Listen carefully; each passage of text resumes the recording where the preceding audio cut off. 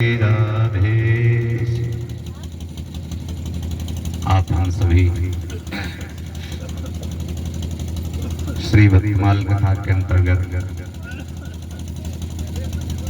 कल के प्रसंग में श्री स्वामी रसिक माधुरी शरण जी महाराज का पावन चरित्र सुनना प्रारंभ किए थे। जैसा श्री बलदेवदास जी महाराज ने स्वामी श्री सरस माधुरी जी महाराज को बताया था कि आपके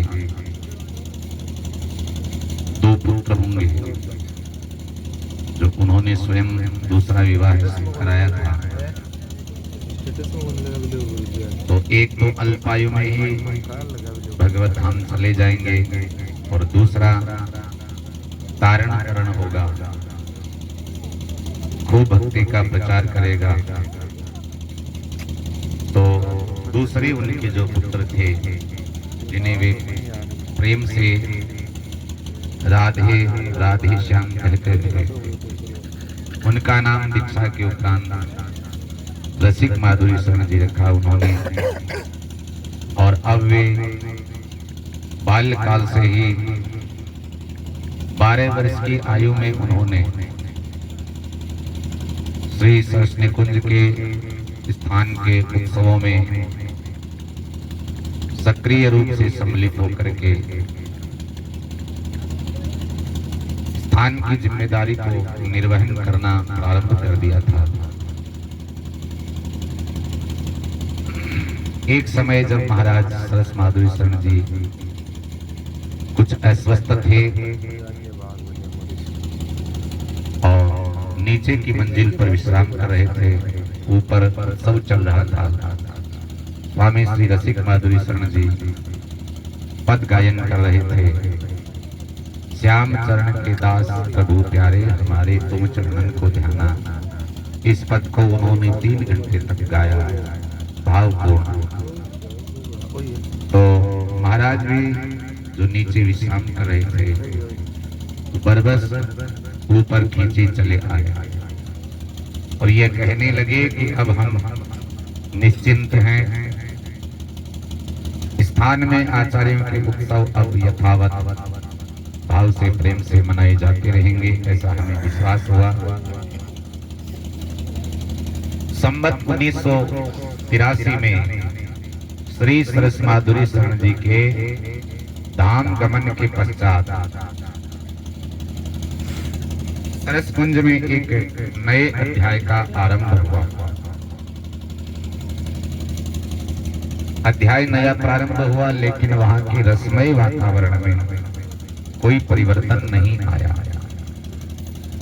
श्री रसिक माधुरी शरण जी ने नौकरी से इस्तीफा देकर के आचार्य पद जो है संभाला और उनके नेतृत्व में भक्तों का समाज पूर्ववत पहले की तरह ही अधिक से अधिक जुड़ता गया। आचार्यों के उत्सव और दैनिक पाठ कीर्तन समाज आदि पहले की भांति धूमधाम से होते रहे। रस मंदाकिनी उमड़ उमड़ कर भक्तों को पहले की तरह ही अभिषिक्त करती रही। श्री रसिक माधुरी शरण जी की आचार्य महाप्रभु श्री श्याम चरणदास जी में निष्ठा थी, वैसी ही निष्ठा उनके गुरु श्री सरस माधुरी शरण जी की। हर वर्ष श्रीधाम डेहरा, सुखताल और बहादुरपुर जो आचार्य चरण का और श्री सरस माधुरी शरण जी का ननिहाल था, आदि स्थानों पर उनकी लीला स्थलियों में जाते थे परिकर को साथ लेकर के, और वहां समाज आदि का आयोजन करते थे। सभी जो अपने सुख संप्रदाय के अंतर्गत माने जाते हैं, बड़े धाम, सुखताल, डेहरा, बहादुरपुर, दंडोती राम जी महाराज की जो 52 द्वारों में एक प्रमुख गद्दी, तो यहाँ जाकर के उत्सव करते थे। सरस कुंज में आचार्यों के अन्य उत्सव भी बड़े पैमाने पर करते थे और उसमें सहस्त्र लोग प्रसाद ग्रहण करते थे, हजारों लोग आते थे। उत्सवों के संबंध में वे एक दोहा अक्सर दोहराते थे। महाराज श्री सरस माधुरी शरण जी ने तो कहा कि ज्यों हाथी के खोज में सकल समावत खोज, त्यों आचार्य उत्सव विशेष सब उत्सवन की मौज। और रसिक माधुरी शरण जी महाराज उत्सव के बारे में यह दोहा कहते थे, कृपणता को त्याग के उत्सव करो सप्रीत, जो लागे तन बेचिए यही प्रेम की रीत। आचार्यों के उत्सवों में यहाँ तक कह दिया है कि जो लागे तन बेचिए, ऐसी निष्ठा उत्सवों में होनी चाहिए। कृपणता को छोड़िए, उत्सव में कोई कंजूसी नहीं, प्रेम पूर्वक सप्रीत उत्सव करना चाहिए। श्री कुंभन दास जी महाराज के बारे में आता है कि एक बार गुरु जी के यहाँ उत्सव हुआ तो उन्होंने जो एक अपने घर में पड़िया रखी थी, भैंस की बच्ची, जिसके बारे में उनका विचार था, क्योंकि बड़ा परिवार था कुंभन दास जी के परिवार में 17 मेंबर थे, तो आप 7 बेटे, उनकी बहुएं, एक विधवा भतीजी वही उनके पास रहती थी। तो उसको घर में वो पाल पोस करके रखना चाहते थे, लेकिन बीच में जब उत्सव पड़ गया तो उसको पड़िया को बेच करके उन्होंने उत्सव में भाग लिया, सेवा करी। तो जो लागे तन बेचिए यही प्रेम की रीत। ऐसा उत्सवों के बारे में महाराज का मानना है। खूब दिल खुल करके सहयोग करना चाहिए, सेवा करनी चाहिए। एक बार अन्नकूट महोत्सव के अवसर पर एक समस्या आ खड़ी हुई। उस समय सरकार की ओर से भोज भंडारों पर कंट्रोल लगा हुआ था और 100 से अधिक व्यक्तियों को भोजन एक साथ नहीं कराया जा सकता था। तो जयपुर के जो पुलिस के डिप्टी सुपरिटेंडेंट थे, उप अधीक्षक, उनका नाम था श्री काशी प्रसाद जी श्रीवास्तव, और सरसकुंज से उनका घनिष्ठ संबंध था पुलिस के अधिकारी का। तो उन्होंने परामर्श दिया कि भाई राजकीय जो गाइडलाइन है उस हिसाब से 100 आदमी भोजन कर सकते हैं और उस दिन के उत्सव में केवल 100 आदमियों के भोजन की ही व्यवस्था की गई। पर महाराज उत्सव में कम से कम 1500 आदमी सम्मिलित हुए। भजन कीर्तन के पश्चात जब तक समाज चल रहा था, समाज तो चलता रहा, लेकिन जब बाद में प्रसादी की बारी थी, अब भोजन के लिए किसको तो कहा जाए, किसको न कहा जाए, ये समस्या सामने आ गई। तो सरस माधुरी शरण जी के शिष्य भक्त प्रवर श्री गोविंद प्रसाद जी, जिनको महाराज ने जुगल माधुरी शरण जी नाम दिया था, उन्होंने कहा कि अब तो जैसे श्री महाराज आज्ञा करें, हमारे तो कुछ हाथ की बात है नहीं। श्री सुखदेव जी महाराज, महाप्रभु श्याम चरणदास जी महाराज, उनका आसरा भरोसा है, अब वो जाने, उनका काम जाने। तो वे कहने लगे जुगल माधुरी शरण जी की, अब महाराज आप क्या आज्ञा करते हो?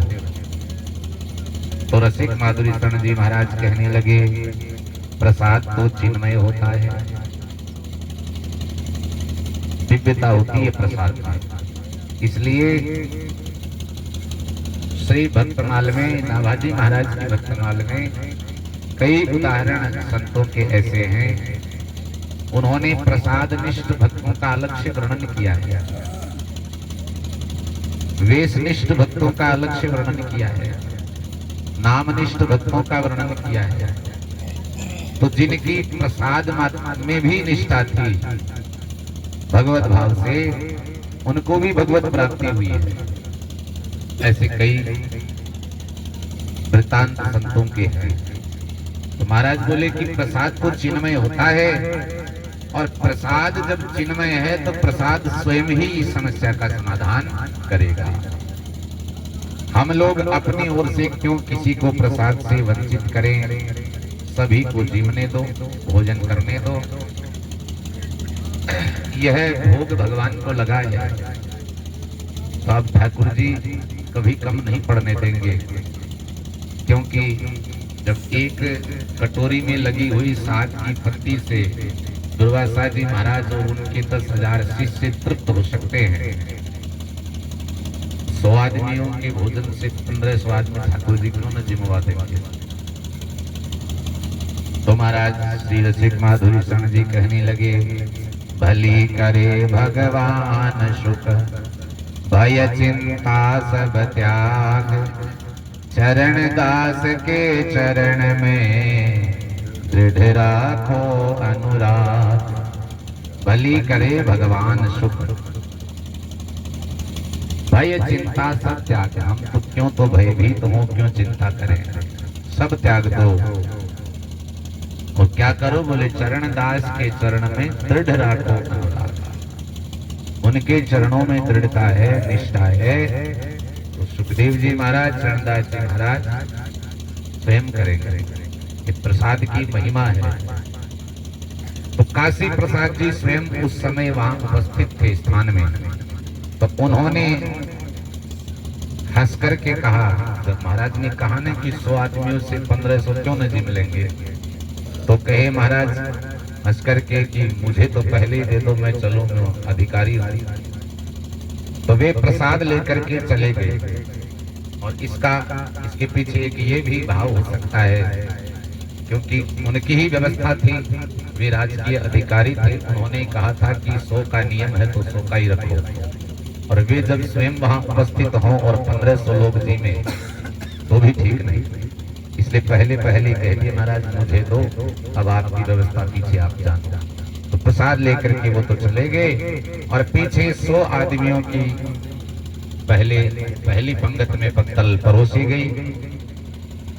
उनके प्रसाद लेने पर जूठी पत्तलें एक बोरे में भर दी गई। दूसरी बार 100 पत्तलों पर दूसरे 100 आदमियों ने भोजन किया। फिर दूसरे 100 आदमियों की, फिर दूसरे 100 आदमियों की। इस प्रकार 12 पंगत लगातार चली। 1200 व्यक्तियों ने भोजन किया, उतनी ही सामग्री में जो केवल 100 के लिए बनाई गई थी। सबको पूरा पड़ गया। और महाराज दूसरे दिन सवेरे सुबह ही स्थान पर सरसकुंज पर सेवा करने वाली एक महत रानी आई और महाराज को कहने लगी, रसिक माधुरी शरण जी महाराज को, महाराज कल तो हम आए नहीं, आपके यहाँ उत्सव था, कुछ प्रसाद होगा तो हमको प्रसाद दीजिए। प्रसाद मांगने आई तो रसिक माधुरी जी की गुरु बहन तुलसी बाई जी, जो सरसकुंज में ही रहती थी, उसने कह दिया बिना महाराज को कि प्रसाद तो कुछ बचा नहीं है और ये मांगने आई है महाराज, क्या दें? तो महाराज बोले, आपने रसोई में जाकर के देखा है, भंडार में जाकर के देखना क्या है महाराज, मुश्किल है मिलना। तो उन्होंने कहा जाकर के देखें, रसोई ठाकुर जी कभी खाली नहीं होती है, इसके लिए प्रसाद मिलेगा। तो उन्होंने रसोई में जाकर के देखा तो एक कोने में कुछ बाटियां और चूरमा रखा हुआ था।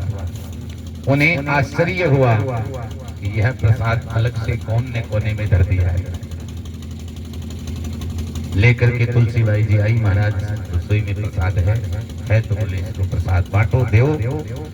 उसके पश्चात प्रसाद का एक कण भी कहीं खोजने पर नहीं मिला। अंत में उस महतरानी तक को प्रसाद प्राप्त हुआ। फिर सबने खोजबीन की कि हो सकता है कि ऐसा और प्रसाद किसके लिए बच रहा हो, तो कोई भी नहीं मिला। तो कहते हैं कि यह किसका चमत्कार था? उत्सव का नेतृत्व कर रहे श्री रसिक माधुरी शरण जी महाराज की शक्ति का, या भक्तों का योग क्षेम वहन करने वाले भगवान का, या स्वयं प्रसाद भगवान का? अब महाराज ये तो कहना कठिन है कि कौन की शक्ति का वो चमत्कार था। रसिक माधुरी शरण जी महाराज को सदा अपने को गुप्त रखते और इसके लिए विशेष रूप से प्रयत्नशील रखते थे कि हम प्रकट न हो जाएं। महापुरुष स्वयं को छिपा करके रहते हैं। कभी कभी किसी विवस्था में या किसी भक्त के प्रति प्रेम के कारण अगर ऐसी घटना घट जाती, ऐसा उनका अलौकिक स्वरूप कोई देख लेता, तो उनकी अलौकिक इच्छा शक्ति का परिचय सबको मिल जाता था। काशी प्रसाद जी जो पुलिस अधिकारी हैं, उनका उनसे बड़ा घनिष्ठ संबंध था। उनके प्रति गुरु भाव रखते थे और उनका स्थानांतरण हो गया जयपुर से कोटा। कोटा स्थानांतरण होने के बाद एक बार श्री सुखदेव जी महाराज का उत्सव जैसा धूमधाम से मनाया गया, वैसा पहले कभी नहीं मनाया गया। उत्सव में श्रीमद् भागवत सप्ताह के बाद रथ पर भागवत जी की सवारी निकाली गई। रसिक माधुरी शरण जी ने उस समय काशी प्रसाद जी को याद किया कि आज काशी प्रसाद जी जयपुर होते तो वे भी इस शोभा यात्रा में सम्मिलित होते। वे तो कोटा रहते हैं। याद किया, उनकी इच्छा हुई कि सवारी में काशी प्रसाद जी होते। उसी दिन रात में काशी प्रसाद जी ने अपने आप को भागवत जी की सवारी के जुलूस में स्वप्न में देखा है कि मैं जयपुर में हूँ और इस शोभा यात्रा में सम्मिलित हुआ। उन्होंने स्वप्न ही माना, क्योंकि सरसकुंज से भागवत सप्ताह के बाद भागवत जी की दोबारा कभी सवारी नहीं निकाली गई थी। ये पहली बार हुआ था और पहली बार में महाराज रसिक माधुरी शरण जी सोचे थे कि आज हमारे मित्र काशी प्रसाद जी होते तो अच्छा होता। और उसी समय काशी प्रसाद जी कोटा में रहकर अपने आप को जयपुर में भागवत सवारी में पाते हैं।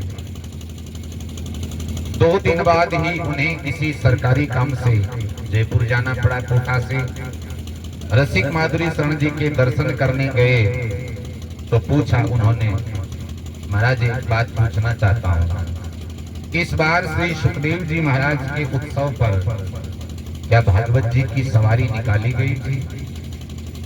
महाराज ने कहा, हाँ सवारी भी निकली थी और मैंने आपको याद भी किया था। आपका प्रसाद रखा हुआ है, आप ले जाएं। तो उनकी इच्छा से काशी प्रसाद जी महाराज सवारी में भागवत जी की शोभा यात्रा में सम्मिलित हुए और उन्हें भागवत जी का वह प्रसाद भी प्राप्त हो गया। एक समय ऐसा ही हुआ, हरियाली अमावस्या थी और हरियाली अमावस्या में श्री सरस माधुरी शरण जी महाराज का जन्मोत्सव होता है। दूसरे दिन वाणी पाठ के पश्चात स्वामी बाबूलाल जी की मंडली के द्वारा रास लीला का आयोजन होना था। वाणी पाठ विश्राम होने वाला था, कुछ ही शेष था। उस समय रसिक माधुरी शरण जी महाराज ने स्वामी बाबूलाल जी से पूछा, जो रास के आयोजक थे, रासाचार्य, कहा महाराज आपके पास प्रिया जी की हरी पोशाक है क्या? महाराज रसिक माधुरी शरण जी स्वामी जी से पूछते हैं रास करने वालों से कि प्रिया जी के लिए हरी पोशाक है क्या? स्वामी जी ने उत्तर दे दिया है। तो है तो आज हमारी इच्छा है प्रिया जी को हरी पोशाक धारण कराना चाहिए। रसिक माधुरी शरण जी ने ऐसा विनय पूर्वक निवेदन किया, लेकिन अब क्या है करें महाराज। स्वामी जी ने तो प्रिया जी को पहले ही पोशाक धारण करा दिया था दूसरी। तो वे कहने लगे महाराज प्रिया जी का तो श्रृंगार हो चुका है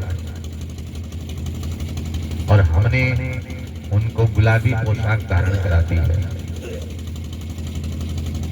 विवस्था के स्वर में स्वामी बाबूलाल जी कहने लगे।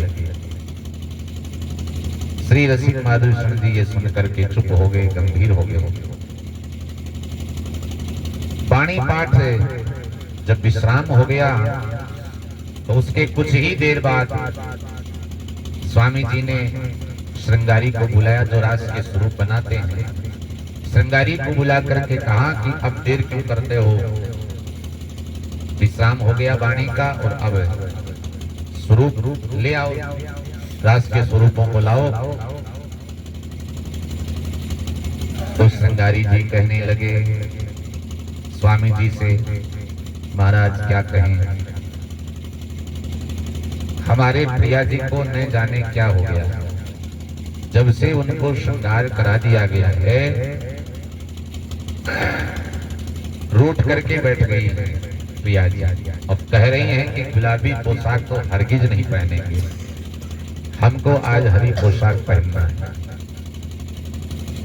हरी ही मैं धारण करूंगी, गुलाबी पोशाक अच्छी नहीं लगती। और श्रृंगारी कहने लगा कि मैं उनको बहला फुसला करके समझा करके थक चुका हूं कि आज जो श्रृंगार हो गया, अब समय बहुत कम है, वाणी का विश्राम हो गया, अब तो रात आना ही है।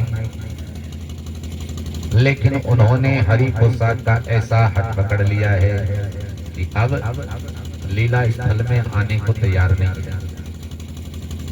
मेरी समझ में नहीं आ रहा, अब यदि आप कहो समय तो लगेगा, फिर से श्रृंगार कर। वही महाराज रसिक माधुरी शरण जी बैठे थे, अचानक से हंसने लगे। मैंने क्या कहा था, हमारी इच्छा प्रिया जी की इच्छा है। गदगद हो गए, उनके नेत्रों से अश्रुधारा बह चली। भक्त वत्सला प्रिया जी ने हमारे मन की बात सुनकर के हट कर लिया, जैसा उन्होंने पहले कभी नहीं किया। और यह बात जब रसिक माधुरी शरण जी महाराज हंसे, प्रिया जी की ये बात बताई, तो स्वामी जी का भी हृदय द्रवित हो गया और उन्होंने कहा, श्रृंगारी अब आपकी हमारी नहीं चलेगी, अब तो जो प्रिया जी कहें वही श्रृंगार कर, वही धारण कराओ। तो महाराज शीघ्रता से प्रिया जी को हरी पोशाक पहना दी गई। हरी पोशाक पहना करके जब उन्हें सखियों के साथ रासमंडल में लाया गया तो उनका स्वरूप, उनका श्रृंगार देखते ही बनता था, बड़ा मनमोहक। जितनी देर लीला चली, जितनी देर रास होता रहा, श्री रसिक माधुरी शरण जी महाराज के नेत्रों से आंसू की लड़ी नहीं टूटी, अविरल अश्रु धारा बहती रही। सरसकुंज के एक बार के उत्सव में हारमोनियम बजाने वाले का अभाव था, कोई बजाने वाला था नहीं। स्थान में ये आवश्यकता हुई कि समाज गायन के पद गायन के समय में कोई हारमोनियम वादक हो तो ठीक रहे। एक कल्याण सिंह नाम के रसिक माधुरी शरण जी महाराज के शिष्य थे, वो बैठे थे ऐसे ही, उनको आता नहीं था हारमोनियम बजाना। महाराज रसिक माधुरी शरण जी ने उनकी ओर देखते हुए कहा, कल्याण सिंह जी आप पीछे क्यों बैठे हैं, आगे आओ, ये पकड़ो हारमोनियम, आप बजाइए। कल्याण सिंह जी का कभी गाने बजाने से कोई संबंध नहीं था, पर उन्होंने गुरु महाराज की आज्ञा है तो गुरुदेव की आज्ञा से पहली बार, कभी बटन भी नहीं दबाया था, पहली बार हारमोनियम पकड़ा और बजाने लगे। सरसकुंज के आगे के उत्सवों में वो लगातार बिना किसी से सीखे हुए हारमोनियम बजाने लगे और अच्छे समाज गायक संगीतज्ञ वो माने गए। तो सरसकुंज में पूजित जो श्री विग्रह थे ठाकुर जी के विग्रहों से रसिक माधुरी शरण जी महाराज का आत्मीयता का संबंध था। भली भांति से उनको लाड़ लड़ाते थे, उनके सभी उत्सव बड़ी धूमधाम से मनाते थे और ठाकुर जी भी उनके साथ बड़ी सुंदर सुंदर लीला करते थे।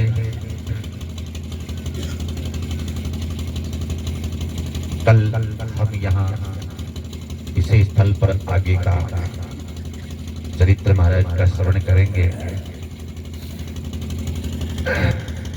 अभी बहुत लोग